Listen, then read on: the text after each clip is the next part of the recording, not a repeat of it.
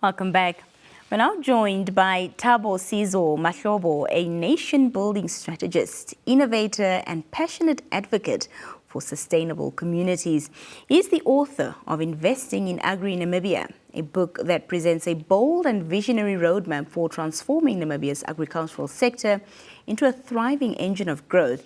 In this book, he explores how households, villages and communities can shift from subsistence farming to sustainable food production, unlocking opportunities for wealth, employment and food security. His work highlights practical strategies through models such as the AgriBiz Village and AgriBiz Hub. Today we dive deep into his vision, the opportunities that agriculture holds for Namibia, and how this transformation can shape the future of our nation and the wider Southern African region. Thabo, good evening and welcome. Good evening. Thank you so much for being here. Oh, thank you. Thank you very much for the opportunity. Well, to start with, your book paints a really beautiful picture of Namibia's agriculture sector, as a thriving engine of national growth. But what inspired you to write Investing in Agri-Namibia to start with, and what vision do you hope it is that readers take away from it? Well, one of the things that inspired really the book, writing the book, Investing in Agri-Namibia, was that I've been touring Namibia for some time, I think since 2022, coming in and really seeing some of the farmers and how they're doing. And I realized that there's so much potential here, so much land, the people are hardworking, and there's quite a lot. And also, I wanted to make sure that people, they can move away from seeing agriculture as traditional, but begin to see it as one of the key sectors that can create jobs, make sure that the economy is at work, and also apply innovation. And that's really been that hard. Well, many Namibian farmers still practice subsistence farming. So how can communities practically transition from subsistence farming to sustainable and profitable food production? Yeah, I think one of the things that needs to happen is basically a mindset shift. It's critical, and that comes obviously with education. And so when we talk about education, is that the importance of this is that this must actually start at an early age, while they're still children. That yes, we can practice subsistence farming for survival, but then we must move whereby we start looking at enterprises, where we develop some businesses, around it, and be taught around it, and then from there, then begin to scale up, create industries, and most of those they can happen at a very micro level, but you find that at the end of the day, you can create industries out of that. Yeah. You also introduce concepts such as the AgriBiz Village and AgriBiz Hub. Could you explain how these models work? Well, the AgriBiz Village model, we call it the APV model. So basically this model, it's a household model. So if you look at the agriculture most of the time, if you want to break it down, you can actually do it at the household level, which mostly we've got what we call homestead. Homestead farming, we have backyard gardens, or you can have vertical gardens that are happening even in the urban areas. But the ABV model brings in two critical pillars, such as your waste management, using the waste that you have to actually create some of your infrastructure, especially take bottles, plastic bottles, cut them, make sure that you put soil, water, and you can grow stuff. And it also introduces your, basically making sure that you can germinate your seeds, ensure that you got seedlings. And that pillar is at the water part, because water is a critical part in terms of some of the grey water system that you can use, some of the rainwater harvesting to make sure you get enough water and energy, how efficient use of energy in that. But the last part is that you must be connected into some network, because all of that, it needs a network, which we call a food network, where you can be able then, what you are producing, begin to aggregate it with other households. And that's where the ABH, which is the AgriBiz Hub, come in, because it becomes the aggregator of all these, say, 50 households that are growing, and it begins to handle then the aspects of bringing in that sustainable farming with some of the technical expertise and some of the technical advisory as to say, how can they move into it? So it's really a system that ensures that there is proper food production, and it's standardized, that all growers are growing at the same standard, they're getting the right training, and they're getting the necessary support. And that's how basically these models are. All right. Agro-processing and value addition are also two strong themes within your book. What opportunities exist, for Namibia around this, especially for the farmers now, of course, and entrepreneurs to tap into these areas? I mean, agro-processing is really one of the key things, because what you find is that from the home growers, you then move into the small scale entrepreneurs. Yeah. And obviously, once you aggregate, so say you take some of the crops, some of the herbs, once you take them, you aggregate them.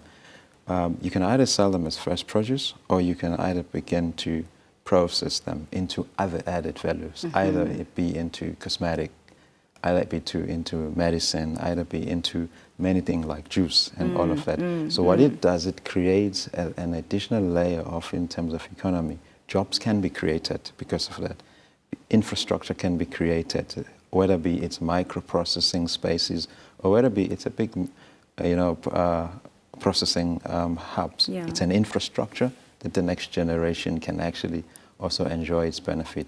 But most important, there's job creation within there. It drives the economy, because it's not only just for that community, but the different other farmers can begin to find a space where they can do that. Yeah. And it contributes a lot. Yeah. You emphasize mentorship and training and capacity building. What role does knowledge transfer play in empowering the next generation that you just mentioned for farmers or agripreneurs? Yes, I mean there's a huge role that education play in our continent, and especially here in Namibia. I mean, having been around here, I mean, I realize that there's such a huge need for that knowledge transfer, whether be it's indigenous knowledge in terms of knowledge of the crops, knowledge of many things and all that, but also whether it be just the knowledge of understanding Namibia, that's mostly most of its land is arid land. So how do you really grow in such lands like this? You might not use a soil, but you can use vertical option, climate smart, option, greenhouses. So that knowledge, it becomes so critical to really make sure that you grow stuff here. But also, there is a generation of farmers that have been doing well. They can't just die with that knowledge. So that knowledge becomes your intellectual landscape that's very practical, that they can begin to bring it in and mentor the next generation on how they can be. And I believe that models like the ABV model, where households are grouped into networks, then it's easy for people that can come in and share their expertise and guide them on how to go about it. And that really helps with the resilience of the nation's food system. 100%. Policy and investment frameworks, Thabo, are crucial for agricultural development. Now, in your view, what policy changes or incentives are most urgently needed to unlock Namibia's agricultural potential? Well, look, I mean, when you look at policy is a very important thing, because, I mean, the role of government is really to create an environment, an enabling environment for so many things that could happen. And so you could look at so many things. You could look at an enabling environment around the primary growers, whether it be we chatted about some of the basic thing. I mean, if I were to look at our APV model, let's just talk about water. We spoke about it. There are probably some policies around, water harvesting, some of the changes there, because that enables them to actually be able to grow more in their household without being worried about the bill of the water, the cost of the water. That's just a minor thing. But also just in terms of even finance, just really contribute towards relaxing some of the aspect in terms of finance, and make sure that there are different types of fundings that are created, whether from a grant point of view, from a concessionary type of granting, which are interest-free, just to really enable that, but also give incentives to also some of the people who really are coming up and saying, we've got micro finance that's there, saving schemes that can actually contribute towards some of the growers in terms so that they get input and that they get some of the necessary things that are needed to do that. But I think the most critical part is the land aspect. It should be basically not difficult for Namibian to actually access land where that they can actually be able to be able to utilize it, whether it be for agriculture and for anything, because that's where everything begins to start. 100%. You mentioned Namibia's potential to become a regional food hub. But how realistic is this really? And of course, what steps must Namibia take to position itself as a leader in Southern Africa's food security? I mean, look, Namibia has had so much of its upgrade in terms of infrastructure. If you look at the port within the Walvis Bay site, it positioned Namibia to actually begin to interact internationally and globally in terms of its the market that it has. But you also look at Namibia is right in the middle of countries like Angola. You have South Africa, you've got Botswana, you've got Zambia, you've got Zimbabwe. And so Namibia can basically then begin to position itself as one of the regional food hubs, where that will mean begin to tailor-make certain infrastructures and all of that. But also Namibia is part of some of the regional bodies and it leads even when it comes to the custom side of things. So there is quite a number of things. And I think with its stable also financial system and structure, there is a lot that it can be done. So if it becomes a regional hub, is that it can be then able to ensure that there is different growers, instead of having a dual agriculture where it is the communal and then it's the commercial. It can then bridge the gap by introducing a food network that allows that there could be a lot that is being produced and that is being aggregated, whether it be processed, and then it's taken to these different nations. Because at this point in time, Namibia imports 60% of most of its staples food like maize and what, and that could change. And that could be one of the biggest contributing factor, and it can contribute towards Namibia's economy, and you could see a massive change. South Africa is not close to Angola. It might not be close to Zambia, but Namibia is so strategic that if it could begin to develop most of its infrastructure, especially in agriculture, it really can position itself as a food hub, regional hub. Just in closing, Thabo, what message would you like to leave for investors, policymakers, even everyday Namibians about agriculture's role in shaping this nation's future? I mean, one of the things I can leave Namibians with is that, I mean, this land is known to be the land of the brave. I think they need to be brave. That's one so important thing, that they need to be brave, they need to be pioneers, they need to be innovators, they need to get involved and just make sure and not have too much over-reliance on the government. A lot of the challenges that might be happening, they're not government challenges. They're actually leadership challenges, which is every person must take a leadership role and they must begin to participate, especially in the food production side.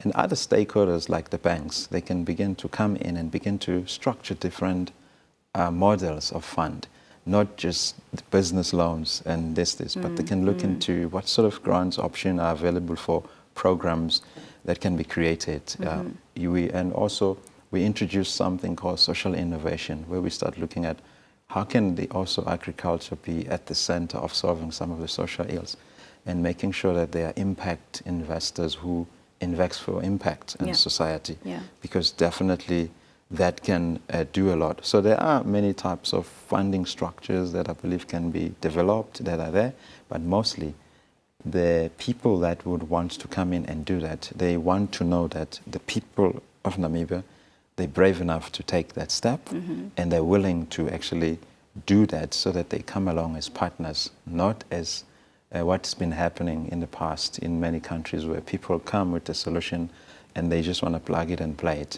But they come and they say, how can we walk along together as partners? And this is really my heart. I'm from South Africa, but I have such a passion for Namibia that I've studied Namibia, I've looked at it, and I've seen that it's got a great future and a position. How can you come alongside, partner with some of the primary growers, some of the people in the secondary sector, tertiary, and to coordinate everyone so that a good food production system can be set that benefits everyone, not just the minority. This is the land of the brave. Let's get everybody to be brave, take the responsibility to transform this land, empower people, and continue feeding a nation. Thank you so much, Thabo. Pass me the book. I just want to show it to the viewers also. So this is Investing in Agri-Namibia, and I know our viewers, they're going to ask where they can get a copy of the book. So how can they get a hold of you? Well, they can get a hold of the copy of the book. So we got our website, tneagrigroup.co.za. It's got a store over there, but also there's some books that are available also in Namibia. Here in Namibia, we have left a number of copies here in Namibia. They can access them also. I think I will give more details also because I need to just confirm as to where they, but they are here. Well, I'll get all the information, and so our viewers can just contact us on either our WhatsApp line or via the daily Roundup email address, and I will get you all the details if you're interested in getting a copy of the book. Thabo, thank you so much for being with us this evening, and have a lovely trip back to South Africa. Thank you very much. Thank you. Cannot wait to get home. Well,